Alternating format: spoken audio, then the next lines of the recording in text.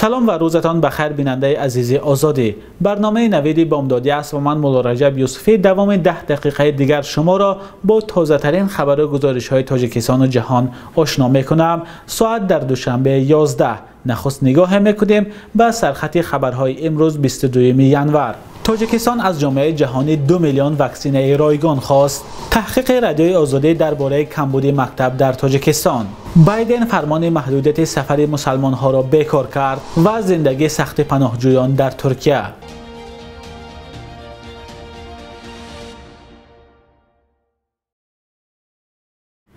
وزارت تندرستی تاجیکستان برای گرفتن 2 میلیون دانه واکسن ضد کرونا ویروس به سازمان جهانی تندرستی درخواست داده است. مقامات گفتند در صورت دریافت واکسن قبل از همه پزشکان و شخصان سنشان از 50 ساله بالا را میکنند. بعضی از پزشکان میگویند تاجیکستان در امکان ضد کرونا ویروس دیر میماند، هرچند مسئولان وزارت تندرستی هر گونه کشالکاری را رد کردند. نوروز جعفرов سردار ریاست امنیت سانیتری و اپیدمیولوژی وزارت تندرستی روز 21 ینور در صحبت با رادیوی آزادی گفت درخواست تاجیکستان برای دریافت واکسن در دایره برنامه کوواکس فرستاده شده است. برنامه مذکور زیر نظر سازمان جهانی تندرستی عمل کرده 92 کشور را فرا میگیرد. این کشورها امید دارند که با یاری سازمان اهالی خود را با واکسن تامین خواهند کرد. به گفته نوروز جعفرov درخواست تاجیکستان در بررسی کمیسیون کوواکس است و هنوز دقیق نیست به تاجیکستان کدام نمود واکسن وارد می شود. در وزارت تندرستی گفتند کشور آن نمود واکسن را درخواست کرده است که به خطری و صفتش از جانب سازمان جهانی تندرستی تصدیق کرده شده است. مقامات تاجیکستان در حال منتظر واکسن از کوواکس هستند که بعضی از کشورهای همسایه برای خریدن واکسن به شهروندانشان فرمایش دادند. از جمله ازبکستان برای هر شهروندش 1 دانه واکسن ضد کووید 19 سفارش داده است. در بسیاری از کشورهای اروپایی و آسیا امکان سراسری آغاز شده است. بعضی پزشکان تاجیک گفتند زمان آن رسیده است که در تاجیکستان نیز برای قشر آسیب پذیر واکسن ضد کرونا ویروس زودتر دسترس کرده شود. مکتب نداریم، راه فرزندانمان تا مکتب دور است. بینای مکتب دیه را نیم ساخت گذاشته رفتند. چیکار کنیم؟ این نمونه از شکایت های ساکنان است که تقریبا هر هفته به رادیوی آزادی می رسد. هرچند مقامات می گویند همه ساله در کشور 10 ها مکتب نو ساخته می شود، اما شکایت ساکنان از نرسیدن جای تحصیل برای فرزندانشان همچنان کم نمی شود. در روز بین المللی سواد خبرنگاران رادیوی آزادی علیشیر ظریفی و امرالدین عالموف تلاش کردند مشکل کمبود مکتب در تاجیکستان را تحقیق کنند. قبل از برنامه با آنها صحبت داشتم. امرالدین، در جریان تحقیق شما چه چیزی به دست آوردید؟ ما اساساً ضمن تهیه گزارش بر نواحی اطراف دوشنبه رفتیم. شهر وحدت، شهر حصار و ناحیه رودکی سفر کردیم. واقعا حاضر هم مشکل خیلی زیاد است. محله هایی هستند که مکتب ندارند و کودکان از اون محله ها مجبور می شوند که 1 ساعت از یک طرف و 1 ساعت از اون طرف صرف کنند تا با مکتب دیه های همسایه بروند. مثلا گزارش ما اساسا تمرکز روی دیه استقلال شهر وحدت کردیم که در آنجا رئیس محله گفت حدود 3000 خواجگی، نه اهالی بلکه حدود 3000 خواجگی آنجا زندگی میکنند، اما دیه مکتب ندارند. یک قسم دیگه مجبور میشوند فرزندانشان را با مرکز شهر فرستند، با مرکز شهر وحدت، یک قسم دیگر به دیه های اطراف. علیشیر، آیا مقامات در این باره چی میگن؟ راه حل مسئله را آنها در چی میبینند؟ خب ببینید، مقامات میگویند که از جمله وزارت معارف و علم و حکومت‌های محلی میگویند که افزایش اهالی و بنیادی محله‌های نو باعث شده است که وضع چنین شود. اما کارشناسان برای نظرند که این نمیتواند یگانه سبب شود که با گذشت سالها مسئله حل خود را نیابد.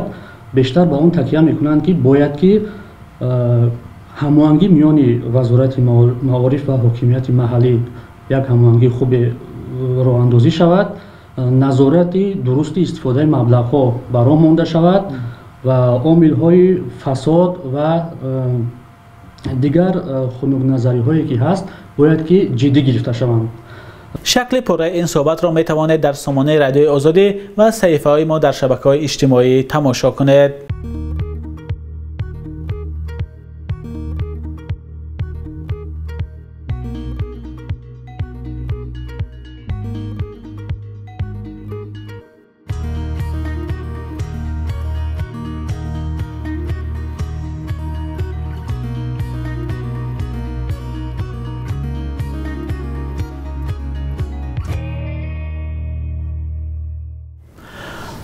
جو بایدن رئیس جمهوری نو آمریکا فرمان را امضا کرد که سیاست پرزیدنت سابق دونالد ترامپ درباره محدود کردن سفر شهروندان چند کشور عمدتاً مسلمان نشین را به این کشور بیکار می‌کند.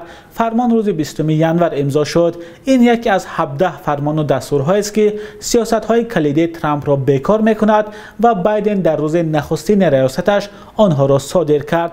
کاخ سفید فرمان رئیس جمهوری سابق را برانگیزنده عداوت دینی و بیگانه ستیزی نامید. فرمان نو وزارت کارهای خارجه آمریکا را عهدهدار کرد که صدور ویزا را به ساکنان کشورهایی که فرمان قبل منع کرد برقرار کند و نسبت به شخصانی که از آن زیان دیدند عدالت را برقرار نماید، بخصوص نسبت به آنهایی که بنا به فرمان قبلی برایشان روادید مهاجرت دادن نشد. این قدم مهم در راه کمک به شخصان علیحده و عائله ها می باشد که از سیاست مأموریت ترامپ که به ارزش های آمریکایی همخوانی نداشت زیان دیدند. آمده است در بیانیه کاخ سفید.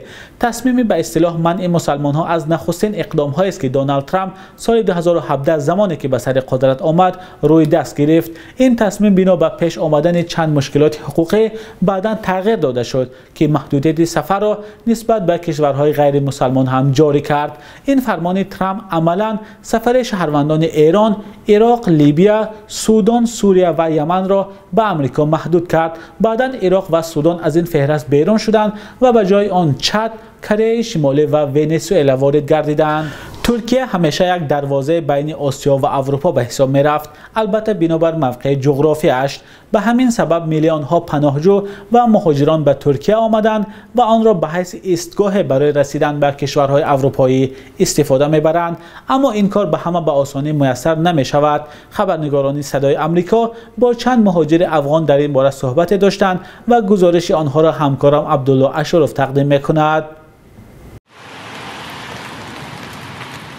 لشکری بیشتر از 450,000 نفری مهاجران سال 2019 غیر قانونی به ترکیه آمدند. تعدادی که به گفته مقامات فوق‌العاده زیاد است. اکثریت مهاجران غیر قانونی در 3 سال گذشته از افغانستان وارد ترکیه شدند. بشیر نظیری یکی از آنهاست. زندگی در افغانستان سخت است. اینجا حداقل خوردنی داریم. از زندگی در ترکیه خرسندیم.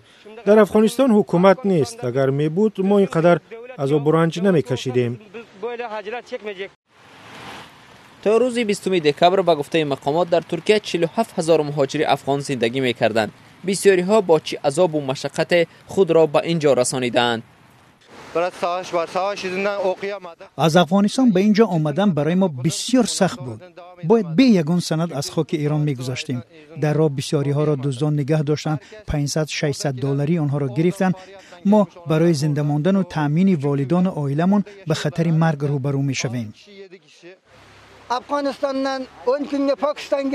من اینجا پیاده آمدم. از پاکستان ایران گذشتم. در افغانستان جنگ است. نه دولت است نه پول. با رسیدن به ترکیه پیدا کردن کار دشواری دیگر است. از بس که غیر قانونی آمدند، مهاجران افغان را فقط برای کارهای سخت و کم مزد ساختمان و خانه سازی میگیرند. به سبب جنگ در افغانستان ما آنجا کار کردن نمیتوانیم. در اینجا در ترکیه هم زندگی سخت است. برای آب و برق و گاز و اجاره باید پول دهیم. زمستان کار نمییابیم. امکانات زیاد برای کار هم اینجا نداریم. برای هزاران مهاجر غیر قانونی در ترکیه امید یگانه به دست آوردن سند قانونی برای کار و یا خود را رسانیدن به اروپا است. بانک ملی تاجیکستان قرب اسعار خارجی را در برابر سامانه برای امروز 22 ژانویه چنین تعیین کرده است.